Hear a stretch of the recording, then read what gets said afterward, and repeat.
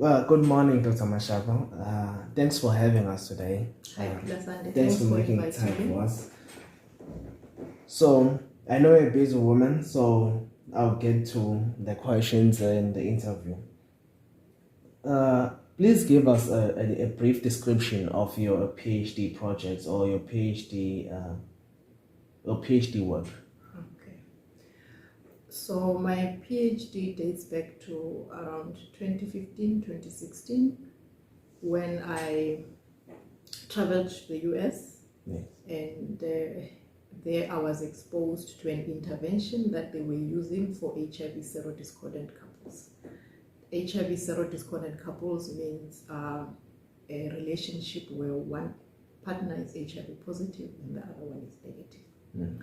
So I was basically introduced to that intervention, and the aim was that I would take parts of the intervention back home and implement it here in South Africa on the South African population. Mm. But when you implement an intervention that was used in another country, when you come back home, there are other steps that you need to take before you implement it. You need to change it for local context. And Yes. Changing it means looking at what is required most by your participants and to change it to suit your participant population. For example, the change that we made, the big change was in the US. The intervention was offered on a weekday. Mm. But here in South Africa, I picked up that couples would not be able to attend together during the week. So we shifted it to a Saturday, and that it improved compliance because then they were coming regularly. Yes. I know in South Africa, I know HIV played a very huge role in taking the lives of people in South Africa, which was very devastating. And people living with it, people needed to have children over time. So that's something big. But I need to ask, doing the research, going into it, what was your aim? So for our serodiscordant couples, the aim was to make sure that they do not infect each other, meaning that they needed to remain serodiscordant. Yes. So we had to give them skills to promote condom use. We had to give them tools to help them negotiate better when maybe one partner doesn't want to use a condom. We also had to give them skills on how to manage conflict and other health issues that are quite common, like if they wanted to have children, we had a way to assist them to have to conceive without necessarily infecting each other. Mm. And if there were sexually transmitted diseases that were picked up, we referred them accordingly, and we also taught them how to prevent HIV together with other sexually transmitted diseases. So did you consider the race part in doing this, or it was just anyone? The reason why I'm asking this is because I know in South Africa, a lot of people, at least for my country, for people of my entity, they are not very open in disclosing their statuses. So I feel it's important for me to ask the race question, because my follow-up question to that, I want to ask, how many participants did you get for your study? Okay, so back in the US, this study was done in the African American population. Yes. And so the requirement for our study was that at least one participant had to be African. Oh. But I think all my participants were African. Oh. So how many participants did you get for the study? We had a total of 30 couples, which is 60 participants. Oh, that's a lot. So are there any that did not follow through the project, or did they any that really absent the way or anything like that? Yes. So the protocol allowed for participants to drop out at any point when they felt like they did not wish to continue with the intervention. Yes. So we had a few that dropped out. We also had couples where one partner dropped out, but we made provision for the remaining partner to complete the program. Oh, besides partners dropping out and and some people not following throughout the program? Because you said you did the program for 2 years, right? Yeah. How long? Oh, 2 years. Yeah. What other challenges did you get through? Because there are a lot of challenges doing research like this. There may be funding problems. There may be things like that. So funding for me was not a problem at all, which is a nice thing, because most researchers battle to get funding. I was awarded a scholarship to do this research, so that covered a lot. My publications were also covered, and even the tests that we did for our participants were covered by my scholarship funds. Oh, are there any other challenges that you obtained besides the ones that you have mentioned? So I think for couples to attend together is not always easy. Yes. So because they have to find time to attend, and sessions lasted the whole day. So we were starting in the morning.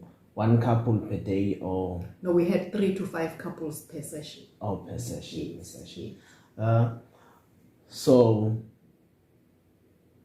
in this research that you've done, because it sounds like really amazing work, how many, what would you say are the most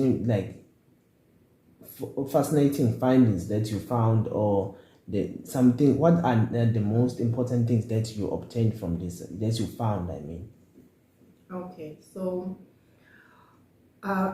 what we were aiming for was to promote condom use. Yes. Because when participants use condoms, then the chances of infecting one another went down significantly. So, and in that, the results showed that condom use did go up. Yes. But in some instances, it did not stay up, meaning they quickly went back to their old habits. Yeah. But overall, there was a significant improvement in condom use. There was also a lot of improvement in knowledge, because our interventions had a lot of information sharing sessions. So their knowledge on HIV and sexually transmitted diseases went up significantly. Great. Knowing that no matter how good the research is for the public, but I know that for research you need to contribute to literature. And how many publications were there from your research or your PhD? So I have managed to publish about 7 papers from my research, and unfortunately most of them are spread in medical journals, public health journals as well. And I'm saying unfortunately because I'm a psychiatrist, and one would expect that I'll publish in psychiatric journals, but most of my work is actually in medical journals. So my colleagues don't get to read, my colleagues in psychiatry don't see my work that often. And that's also a good thing, because it spreads your wings. So did you get a chance to present your work at any conference or any other place where you could reach a lot of people in different areas? Yes, so I've presented locally in our psychiatric conferences. I've also presented within the continent in Botswana. They had their HIV conference, and I was one of the speakers there. Also presented my work in New York at the World Congress of Cultural Psychiatry. And the last one that I did was in Lisbon, Portugal. That was the WPA, and then COVID came. And then COVID came. It changed a lot of things, COVID. So 2 years, PhD, takes a lot in someone. It takes a lot of dedication to do a PhD. So what most did you enjoy about your research? I've met a lot of interesting people during my journey doing this PhD. I've collaborated with people from UKZN and from other universities, as well as overseas. So it's a very big world, the world of research.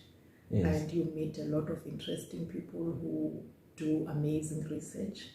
And for me, being part of that was quite a big deal.